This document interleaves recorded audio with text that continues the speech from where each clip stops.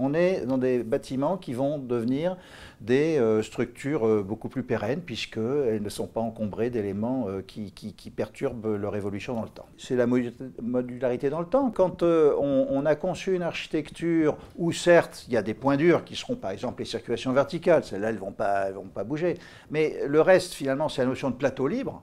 Ben, on est sur l'ouverture assurée pour des usages qu'on est incapable de définir aujourd'hui, mais qui seront possibles.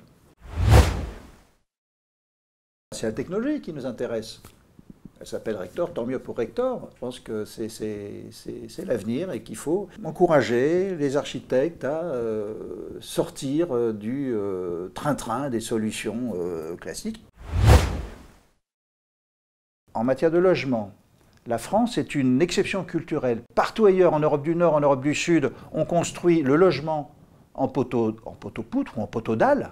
Et quand en France on veut le faire, on est parfois sanctionné. On est en train de démontrer que c'est une solution qui doit pouvoir rentrer dans les prix, puisque ça rentre dans les prix en Espagne, en Italie, en Allemagne et ailleurs. Il faut juste vaincre des réticences de gestes, de façon de monter. Il faut aussi que les entreprises du bâtiment acceptent de l'idée que ce n'est pas finalement plus cher d'aller acheter des produits à valeur ajoutée chez un industriel, c'est du temps de gagner dans le montage, c'est de la précision millimétrique, c'est de l'effacement des coûts de non-qualité. Et après, voilà, on est sûr que le chantier est une promenade de santé parce qu'on aura déminé en amont, grâce au BIM, grâce à l'introduction de systèmes constructifs en temps et en heure. Ce n'est pas au chantier qu'il faut les introduire, c'est à la conception.